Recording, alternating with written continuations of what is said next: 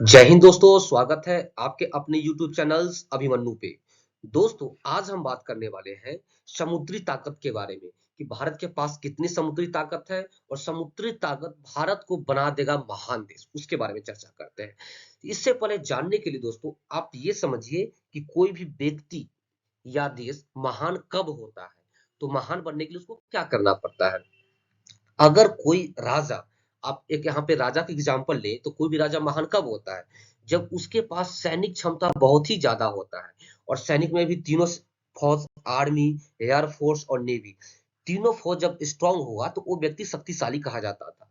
और जिसके पास पैसे की कोई कमी नहीं होती थी, जैसे अब पैसे कहाँ से आएगा, तो इंडस्ट्री से आएगा, यानी व्यापार से आएगा। जिसके पास बहुत बड़ा व्यापार होता था, जिसके पास शक्ति भी रहता था और पैसा भी रहता था, वो व्यक्ति महान कहलाता था दोस्तों।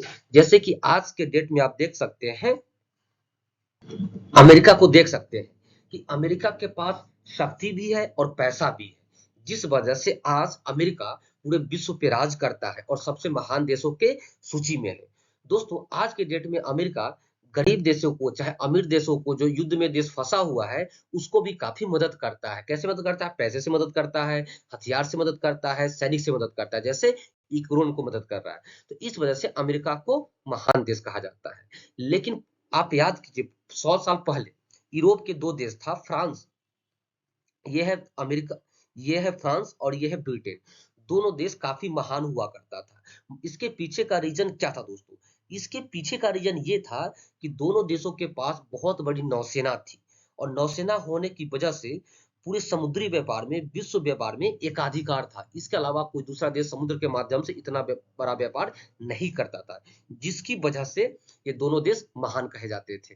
दोस्तों, इससे साबित होता है कि महान शक्ति का दर्जा और समुद्री ताकत का सीधा संबंध होता है दोस्तों।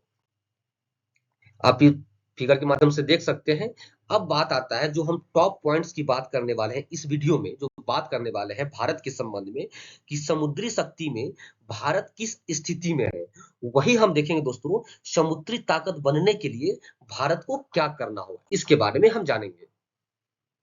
दोस्तों, अगर हम वर्तमान की बात करें, प्रेजेंट में ईरान, इजराइल और हमास के बीच युद्ध चल रहा है। इन दोनों युद्धों में तीसरा जो संगठन कूदा है, उसका नाम है हूती विद्रोही, जो कि एक यहाँ पे देख सकते हैं यमन देश में इसका एक संगठन है। तो लाल सागर में जो भी जहाज स्वेज नगर के माध्यम से इस रेड सी से आता है, उस पर यह हमला कर देता है।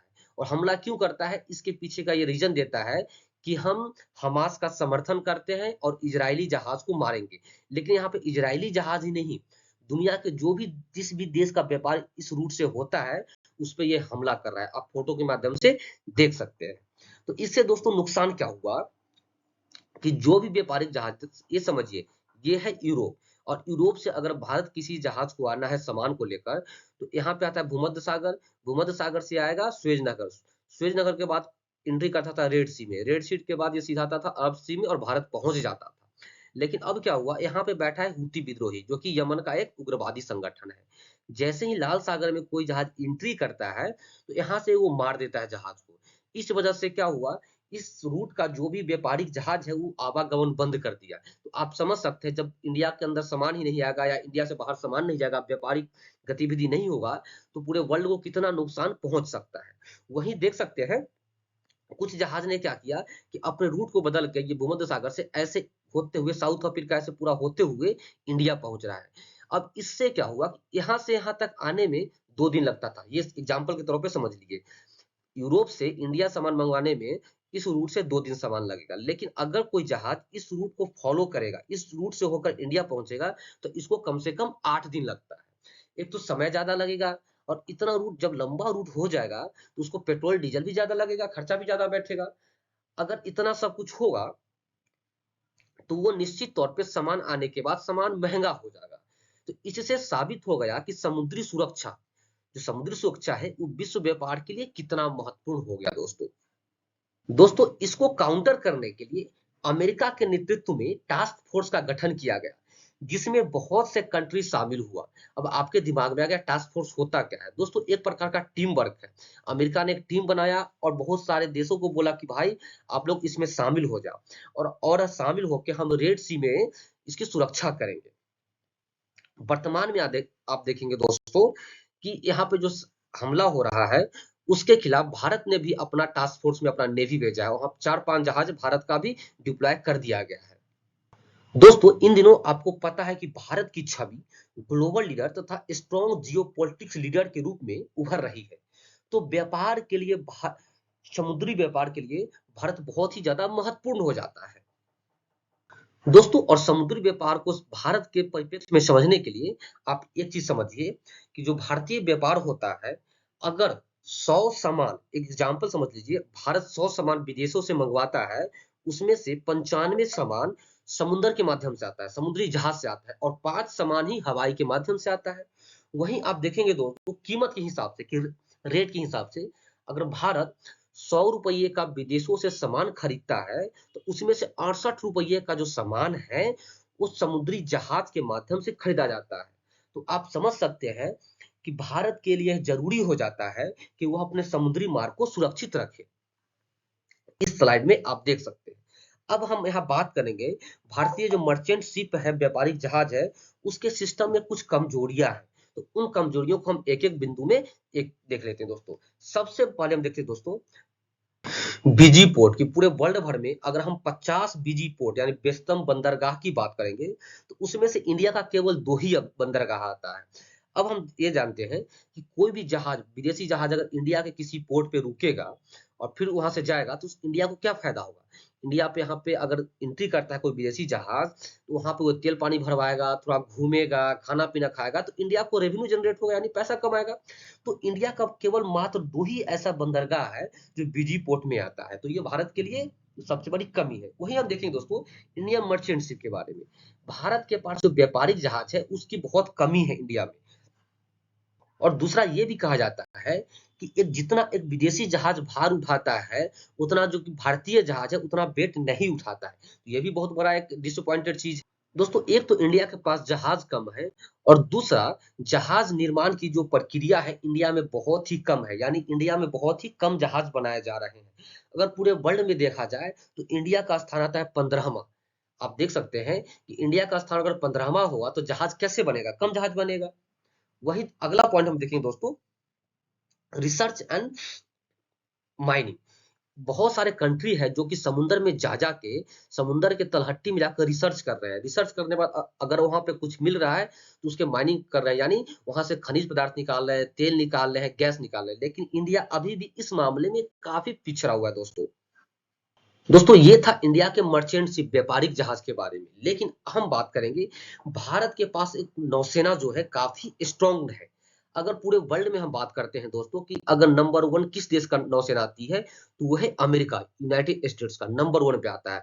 वही दूसरा स्थान रखता है चाइना, और तीसरे स्थान पे आता है रसिया। इंडिया का स्थान कहाँ आता है दोस्तों? जापान और यूके के बाद छठा स्थान पे आता है भारतीय नौसेना।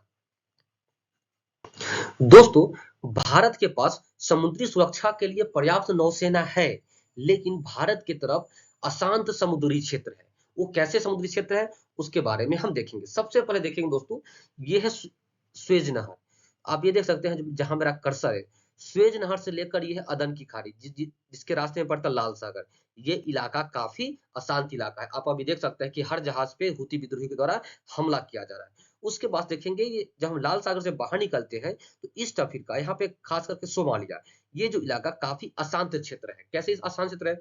अगर कोई भी व्यापारिक जहाज इस रास्ते से होकर आती है तो ये इस पे हमला कर देता है। तीसरा देखो, ये दोस्तों स्टेट ऑफ हॉर्मुज है, हॉर्मुज जल संधि है। कोई भी जहाज अगर तेल गैस लेकर इधर से निकलता है तो इस इलाके पे भी काफी हमला किया जाता है। उसके बाद हम देखेंगे दोस्तों, ये सारे जो इलाका है ये काफी अशांत इलाका है, और भारत का अधिकांश तेल और प्राकृतिक गैस इसी रूट से होकर आयात होता है। दोस्तों आप समझ सकते हैं कि इंडिया कोई भी सामान मंगवाता है यूरोप से तो यही रूट फॉलो करता है, तेल गैस मंगवाता है तो यही रूट फॉलो करता है। अगर ये इलाका अशांत होगा तो भारत के लिए कितना नुकसानदायक होगा। वही आप देखेंगे एक इलाका और भी है जो कि काफी अशांत है। फिलहाल आपको ये दिखाई देगा, ये है रेड सी, अदन की खाड़ी, ये इलाका अशांत है। एक है दोस्तों चाइना के सामने आएंगे, साउथ चाइना सी के बारे में आप देखेंगे, ये है साउथ चाइना सी। यहाँ से भारत का आधा सामान का व्यापार होता है, जो कि स्टेट ऑफ मलक्का, ये इलाका काफी अशांत इलाका है, सी ऑफ चाइना, क्योंकि यहाँ पे बहुत से तनाव रहता है। इंडिया कोई भी सामान अगर यहाँ से मंगवाता है या भेजता है तो ये स्टेट ऑफ मलक्का क्रॉस करता है, उसके बाद साउथ चाइना सी में एंट्री करता है। साउथ चाइना सी में क्या है कि अमेरिका, चाइना, फिलीपींस, वियतनाम, बहुत सारे विवाद बना हुआ है। इस वजह से भारत अपने अशांत क्षेत्र को जब तक शांत नहीं कर पाएगा तब तक वो अपने व्यापार को बढ़ावा नहीं देगा। दोस्तों, अगर भारत को महान शक्ति का दर्जा प्राप्त करना है तो उसके लिए सबसे जरूरी ये हो जाता है कि वो अपने समुद्री शक्ति में वृद्धि करे। दोस्तों, ये वीडियो आपको कैसा लगा? वीडियो लंबा तो जरूर हो गया, लेकिन आपको मैं आशा करता हूं कि समझ में आया होगा। अगर समझ में आया होगा तो अपने दोस्तों में लाइक और सब्सक्राइब जरूर जरूर करें। तब तक के लिए धन्यवाद। जय हिंद, जय भारत।